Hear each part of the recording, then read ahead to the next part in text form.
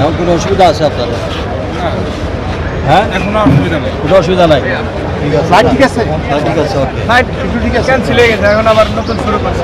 হ্যাঁ, একটা সার্কামস্টেন্সে একটা প্রবলেম হয়েছে, যখন ফ্লাইট যাবে তখন যাবে, নতুবা তো ক্যান্সেল। তো সবাই বারবার অ্যানাউন্সমেন্ট করতেছি, সব কিছু আমাদের টিকিটের কোনো সমস্যা হবে না? কোনো টিকিটের সমস্যা হবে না। আমি আগের টিকিট দিয়ে যাওয়া যাবে? হ্যাঁ, এই টিকিটে যাইতে হবে। ইন্ডিয়া দিয়া, দিল্লি দিয়া।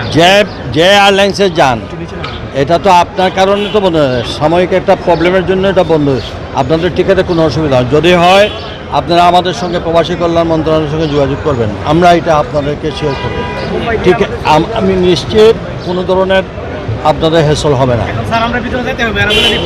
না, যদি আপনার ফ্লাইট যদি চালু হয় তাহলে আপনার বিদায়, তোমার তো নিয়ে লাভ নেই, এখন তো এয়ারলাইন্স বন্ধ। সিভিল এভিয়েশন রুল করবে, যখনই ফ্লাইট চালু হবে নর্মালি আমরা টেলিভিশনের স্টলে বা মিডিয়ার মাধ্যমে আমরা এটা জানানো। সিভিল এভিয়েশনের কর্তৃপক্ষ এখানে বসা আছে, প্রতিমন্ত্রী বসা আছে, 24 ঘন্টা আমাদের মাননীয় প্রধানমন্ত্রী মনিটর করতেছেন। এই ধরনের যখনই যেটা হবে এটা social media, electronic media, print মিডিয়ার মাধ্যমে আমরা জনগণকে জানানোর চেষ্টা করি। সরকারের পক্ষ থেকে মানে যেগুলা বাতিল হয়েছে, আমরা কালকে রাত্রে পর্যন্ত এদেরকে প্রথমে তাদেরকে থাকার ব্যবস্থা করেছি। তারা যারা যে গন্তব্যস্থলে যাওয়ার তাদের জন্য আমরা গাড়ি ব্যবহার দিয়ে দিচ্ছি। মানে অ্যাকোমোডেশনের যা আছে ফ্যাসিলিটি, আদার ইনফরমেশন যেগুলো আছে সেগুলা লিখের জন্য আমরা তাদের কন্ট্যাক্ট নাম্বার দিয়েছি। কনসার্ন অফিসার অকল মনিটরিং করতেছেন। এবং এও বলছি যে কোনো কিছু হলে আপনারা টেলিভিশনের স্টলে দেখবেন আমাদের অ্যানাউন্সমেন্ট, ঘন্টায় ঘন্টায় অ্যানাউন্সমেন্ট চলছে।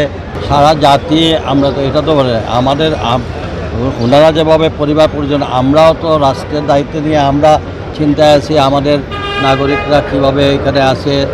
ওই জন্য আমাদের প্রত্যেক রাষ্ট্রদূতের সঙ্গে আমাদের কন্টিনিউয়াস যোগাযোগ হচ্ছে, সেল গঠন করা হচ্ছে। যেখানে যেটা ইনফরমেশন পাচ্ছি আমরা সার্বক্ষণিকভাবে সেই ব্যবস্থা। আমাদের অ্যাম্বাসেডারদের 1 ঘন্টা পর পর স্টেটমেন্ট আসতেছে।